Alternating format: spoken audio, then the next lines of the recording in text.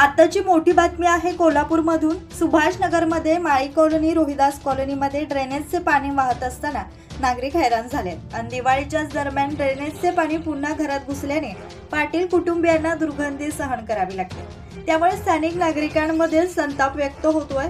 प्रशासनाने याकडे वेळीच लक्ष द्यावे, ड्रेनेजच्या पाण्याचा प्रश्न मार्गी लागावा अशी मागणी स्थानिकांनी व्यक्त केली आहे। या बातमीचा आढावा जिल्हा प्रतिनिधी शरद नारकर यांनी घेतलाय।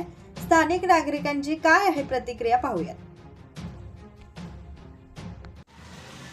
गेले 3 दिवस झालं आमच्या दारात ड्रेनेजची पाईप फुटल्या, पाणी सगळे वाहायला लागले। आलीत लोक ती वरच्यावर काम करून गेल्यात आणि सणावाराचं सगळं दारातनं घाण आहे। सगळं लहान मुलं आहेत, मुलं खेळतात इथनंच, लहान आजार बिजार व्हायचं काय कोण लक्ष देणार आहे।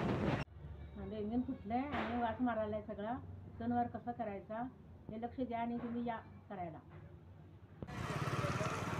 गेली 4 दिवस ड्रेनेजचं पाणी फुल भरून आले। कॉर्पोरेशनची माणसं येऊन एकदा तात्पुरती मलमपट्टी करून गेली, परत आणि आज दिवाळीच्या तोंडावर बरोबर दिवाळी दिवशीच सगळं घाण पाणी दुर्गंधी आमच्या कॉलनीत पसरलेली आहे।